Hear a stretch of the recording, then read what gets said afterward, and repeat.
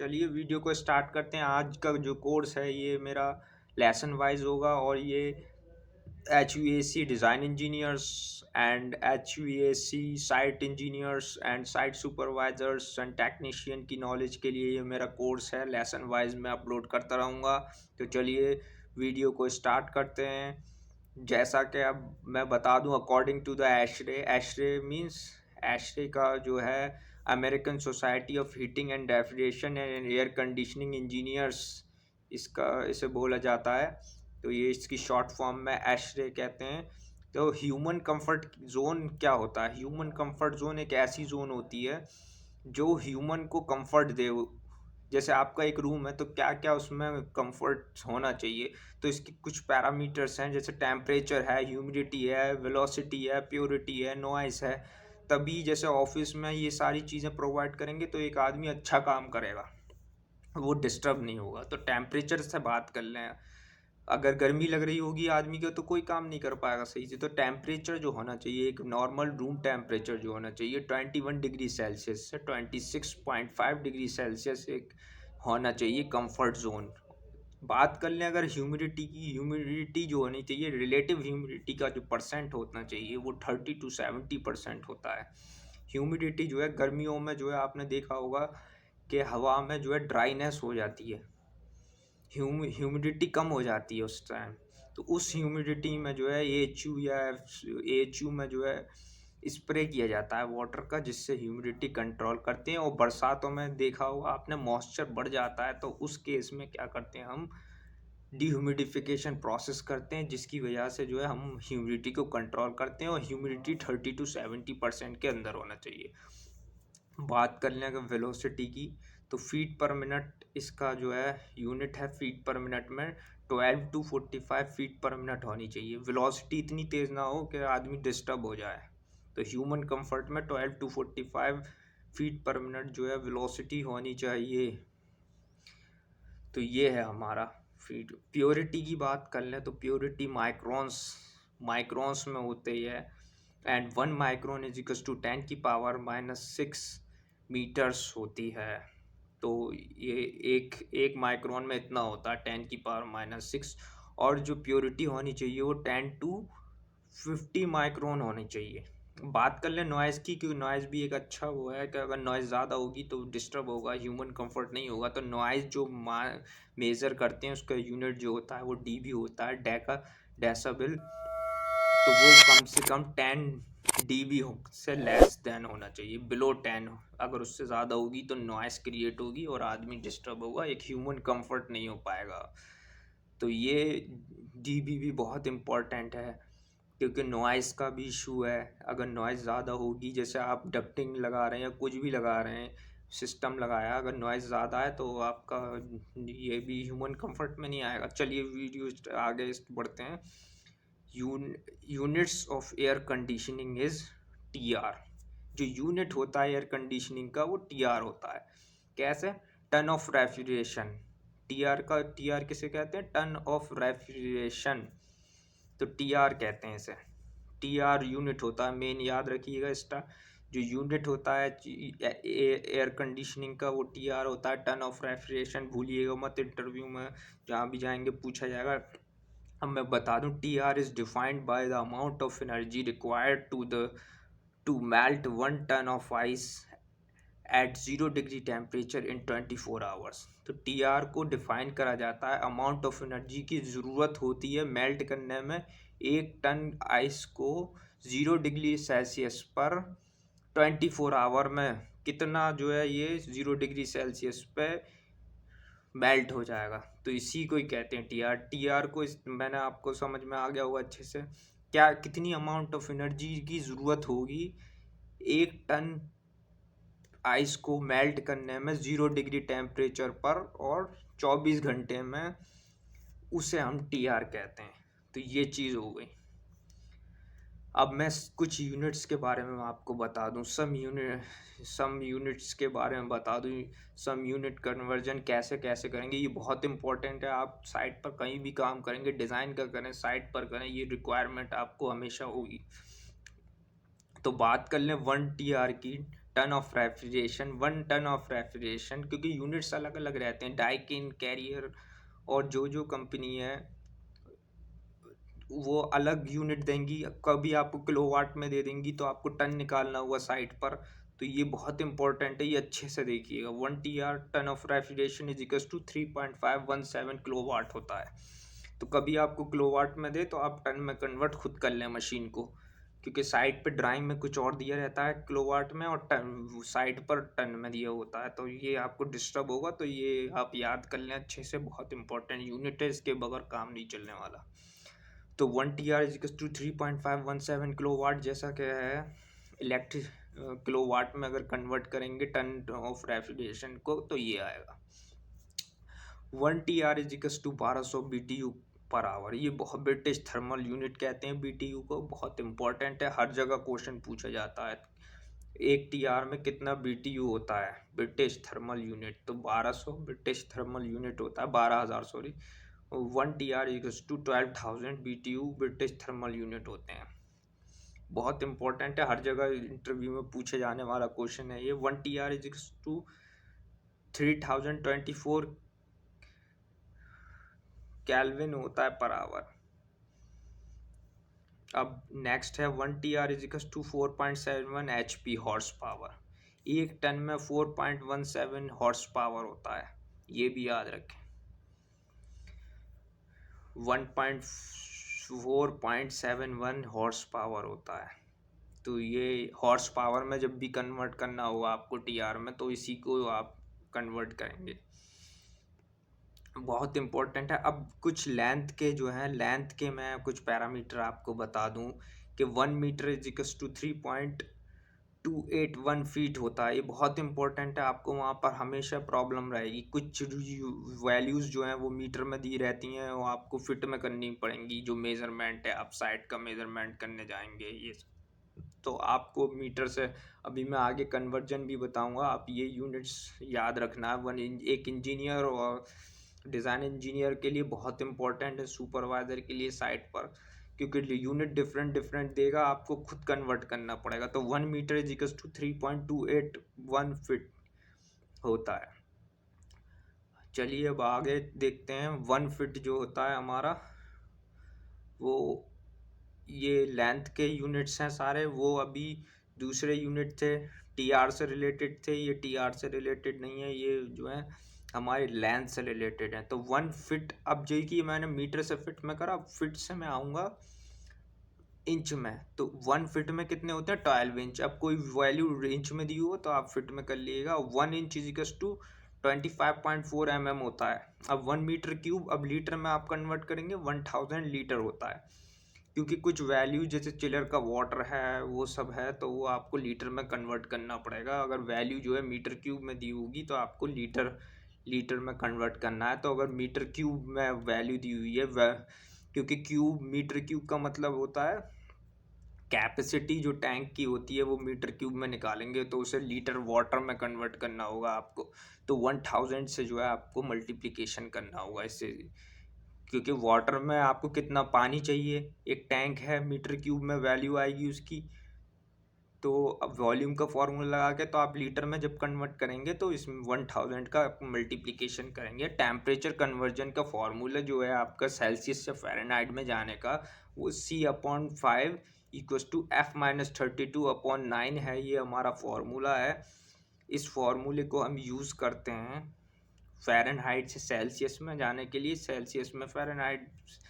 तो दोनों को, इस फॉर्मूले को जिसकी वैल्यू आप पुट कर देंगे वही हमारा दूसरा वाला निकल आएगा। जैसे सी निकालना है तो फ़ारेनहाइट गिवन होगा तो फ़ारेनहाइट में पुट कर दीजिएगा वैल्यू, तो ये आपका इतना हो जाएगा। इस तरह से आप अपना वो निकाल सकते हैं, अपना कुछ भी सेल्सियस एंड फ़ारेनहाइट बोथ जो है आप निकाल सकते हैं इससे। PSI देख लेते हैं। PSI पाउंड्स पर स्क्वायर इंच। PSI क्या होता है, पाउंड पर square inch. P for pounds पर स्क्वायर इंच, ये हमारा इसका फुल फॉर्म होता है। PSI का यूज़ होता है, ये जो है यूनिट जो है वो प्रेशर का है। पीएसआई किसका यूनिट है? प्रेशर का यूनिट है। और 1 एटमॉस्फेयर में जो होता है वो 1 बार होता है, और 1 बार में जो है होते हैं 14.5 पीएसआई होता है। ये याद रखिएगा, ये बार से जो प्रेशर गेज में वैल्यूज दी होती हैं वो बार में दी होती हैं, एंड पीएसआई में तो आपको यहाँ पर कन्वर्ट करना हो। 1 बार में 14.5 पीएसआई होता है। Some examples of the unit conversion. अब ये यूनिट को कन्वर्ट करेंगे अब एक दूसरे में, तो 1 feet is equal to how many metres? 1 metre is equal to 3.281 feet होता है। सो वो the 1 feet is equal to, आप एक चीज़ देखिए, अगर आप बड़े यूनिट से छोटे की तरफ जाएंगे, जैसे फिट में को मीटर में निकालेंगे, तो इसका मतलब डिवाइड होना है, क्योंकि फिट जो है वो छोटा है किससे? मीटर से। तो एक चीज़ याद रखिए, अगर बड़े यूनिट से छोटे की तरफ जाएंगे तो मल्टीप्लाई होगा, और बड़े से छोटे की तरफ आएंगे, जैसे छोटे से बड़े में कन्वर्ट करना है तो डिवाइड कर दिएगा, वही वैल्यू जो ऊपर वाली मैंने बताई थी। तो फॉर एग्जांपल 50 फीट है हमारा, और उसे हमें कन्वर्ट करना है मीटर में, तो हम डिवाइड करेंगे अभी जो बताया मैंने 3.28, क्योंकि जो है फीट जो है छोटी वैल्यू है मीटर से, तो हम उस केस में डिवाइड करेंगे। मीटर से अगर फिट की तरफ जाएंगे तो मल्टीप्लाई करते हैं। तो मैं आपको बता दूं 50 डिवाइडेड बाई 3.28, रुकिए मैं कैलकुलेटर खोल लेता हूँ। कैलकुलेटर खोल के मैं बताता हूँ आपको कि 50 फिट को कैसे कन्वर्ट करेंगे मीटर में। तो 50 डिवाइडेड बाई 3.28 इक्वस टू 15.24 आ गया हमारा। ठीक है गाइज, ये आ गया हमारा 15.24 आ जाएगा। तो इस तरह से हम कन्वर्ट करते हैं। This is the example of convert feet into the metre. So the 1 feet is equals to 1/3.281। So the 1 feet is equals to 0.30 metre होता है। 1 kilowatt is equals to how many T R? तो 1 TR is equals to 3.517 kilowatt होता है। तो आपको मैं फिर बता रहा हूँ कि TR जो है बड़ी है यूनिट, किलोवाट छोटी है। अब किलोवाट को TR में करना है, क्योंकि 1 TR is equals to 3.517 kilowatt होता है, तो डिवाइड कर देंगे उस केस में। तो अगर मेरा 1 किलोवाट निकालना है तो क्या कर दूंगा मैं? 1/3.517 हो जाएगा। ठीक है गाइस, डिवाइड करेंगे, बड़ी से छोटी में जाएंगे तो डिवाइड करेंगे, और बड़ी से छोटी में जाएंगे तो मल्टीप्लाई करेंगे। छोटी से बड़ी की तरफ जा रहा हूँ, ये मैं डिवाइड करूँगा। अब TR 1 TR 3.517 किलोवाट है, तो अगर मुझे 1 किलोवाट निकालना है तो मुझे किससे डिवाइड करना होगा? मुझे 0.284 TR से जो है डिवाइड करना होगा। तो ये बात याद रखें कि बड़ी से छोटी में जाएंगे तो मल्टीप्लाई, और छोटी से बड़ी में जाएंगे तो डिवाइड करेंगे। यही मैं इसमें कराऊंगा 1। तो ये मेरा फॉर एग्जांपल 5 TR को मैं कन्वर्ट करता हूँ, 5 TR को मैं करता हूँ किलोवाट में कन्वर्ट करके, आपको मैं दिखा देता हूँ। तो चलिए कैलकुलेटर ओपन करते हैं। 5 इंटू, क्योंकि मैं छोटी में जा रहा हूँ, 5 इंटू 3.517 इक्वस टू 117.5। क्या आ गया? ये TR आ गया गाइस। इस तरह हम जो है कन्वर्जन करते हैं। तो ये हमारा कन्वर्जन हो गया। अब 5 किलोवाट को अगर मुझे TR में कन्वर्ट करना हो तो मैं ये भी बता देता हूँ। 5 किलोवाट को अगर TR में कन्वर्ट करूँगा तो कितना होगा, चलिए ये भी बता देता हूँ मैं। तो मेरा 5 डिवाइडेड बाई 3.51, तो मेरा 1.42 हो गया। तो अगर देखिए मैंने डिवाइड करा ना, किलोवाट एक छोटी यूनिट है, क्योंकि 1 TR में 3 किलोवाट है, इस तरह से। तो ये मेरा कन्वर्जन हो गया। 1 kilowatt is equals to how many HPs? तो we know that 1 TR is equals to 3.517 kilowatt, and 1 TR is equals to 4.71 HP। तो ये दोनों वैल्यूज़ हैं, ये हमारी HP एंड किलोवाट, जिसमें जो है 3.51 किलोवाट है। देखिए TR से ये कट जाएगा, ये इसके डिवाइड में चला जाएगा। 1 kilowatt is equal to 4.71 HP divided by 3.517 kilowatt हो जाएगा। तो ये हमारा HP ऊपर ही रह गया, ये हमने नीचे की साइड कर देंगे। कैसे कर देंगे ये भी मैं आपको बता देता हूँ। ये जो है नीचे की साइड आता है, कोफिशिएंट जो है हमेशा x का जो है नीचे की डिवाइड में चला जाता है।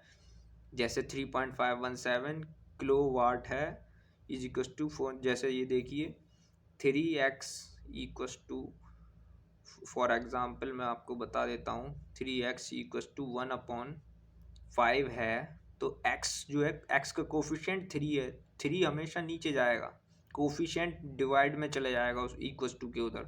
तो 1/5 इंटू 3 हो जाएगा। तो ये ही प्रोसेस होता है।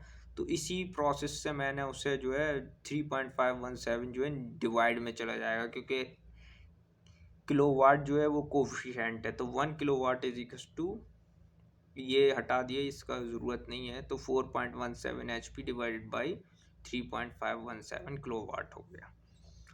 तो ये चीज़ हो गई, किलोवाट से किलोवाट कट गया नीचे। तो मैं आपको दिखा दूं 4.71 HP डिवाइडेड बाई 3.517, ये आ गया 1.33 समथिंग HP में कन्वर्ट हो गया। तो याद रखिएगा 1 kilowatt is equal to 1.339 HP होता है। तो 1 HP is equal to watt में कन्वर्ट करना है। आपको पता है 1 किलोवाट में जो है कितने वाट होते हैं, 1000 वाट होते हैं, 1000 वाट होते हैं। तो 1 kilowatt is equal to 1000 watts होते हैं, since we know that. And also 1 TR is equal to 4.17 HP and 1 TR is equal to 3.517 kilowatt. ये सब वैल्यूज़ अभी हम निकाल चुके हैं, सब हमें पता है। 1 TR इज इक्वल टू, अब ये देखिए 1 TR is equal to 3.517 watt होता था, किलोवाट होता था। लेकिन हमें वॉट में कन्वर्ट करना है, तो हम 1000 का मल्टीप्लाई कर देंगे, क्योंकि 1 किलोवाट में जो है 1000 वाट होते हैं। क्योंकि किलोवाट नहीं कर रहा मैं यहाँ पे, वाट यूज़ कर रहा हूँ। तो देखिए 4.71 HP जो ऊपर मैंने निकाला था, उससे जो है कि 3 पॉइंट नहीं आएगा, किलोवाट में अगर कर रहा हूँ तो 3.517 आएगा, वाट में लिख रहा हूँ तो 3571 आ जाएगा। फॉर एग्जांपल ये देखिए 3.517 है मेरा, इंटू अगर मैं इसका मल्टीप्लाई करता हूँ 1000 से, क्योंकि वाट में मैं कन्वर्ट कर रहा हूँ किलोवाट को, तो पॉइंट जो है वो 3 यूनिट उधर चला जाएगा। तो ये हो जाएगा मेरा, कितना हो जाएगा, 3517 हो जाएगा, नॉर्मल हो जाएगा, पॉइंट हट जाएगा। तो इसमें जो है पॉइंट हट जाता है ऐसी वैल्यूज़ में। तो ये मेरा पॉइंट हट गया है। तो 1 HP is equal to 3517 divided by 4। अब ये कोफिशिएंट है, ये नीचे आएगा, जैसे अब ये आपको एग्जांपल बताया था। तो मैं अभी करके दिखा दूं, ये नोट्स में थोड़ा सा रॉन्ग लिखा हुआ है। 3.3517 डिवाइडेड बाई 4.71, ये हो गया मेरा। इसे इक्वल टू करो 746 वॉट आ रहा है मेरा, ठीक है, 746 वॉट। तो ध्यान रखिएगा 1 HP इक्वल टू 746 वॉट आ रहा है। तो ये हमारी वैल्यू हो गई, ठीक है गाइज। उम्मीद करता हूँ आप अच्छे से समझ रहे होंगे। बहुत कॉस्टली कोर्स होता है ये, मेट्रोपॉलिटन सिटीज़ में कराया जाता है। काफ़ी कॉस्टली रूम लेके लोग रहते हैं, बहुत ही ज़्यादा पैसा खर्च होता है। आपको मेट्रो से ट्रैवल करना होता है, रूम लेना होता है, 50,000 जो है कोर्स में यूज़ होता है। तो बहुत ही ज़्यादा आपका एक्सपेंस है इसमें। बट मैं आपको ये सब फ्री में करा रहा हूँ, मैंने तो अपना पैसा खर्च किया था, समझे गाइस। तो अच्छे से मेहनत से करें इसे। वीडियो को लाइक करें, चैनल सब्सक्राइब करें। नेक्स्ट वीडियो जल्दी आ जाएगी, वीडियो नंबर 2 जो है लेक्चर जल्दी मैं आपको भेज दूंगा। तो ठीक है, thank you for watching our video.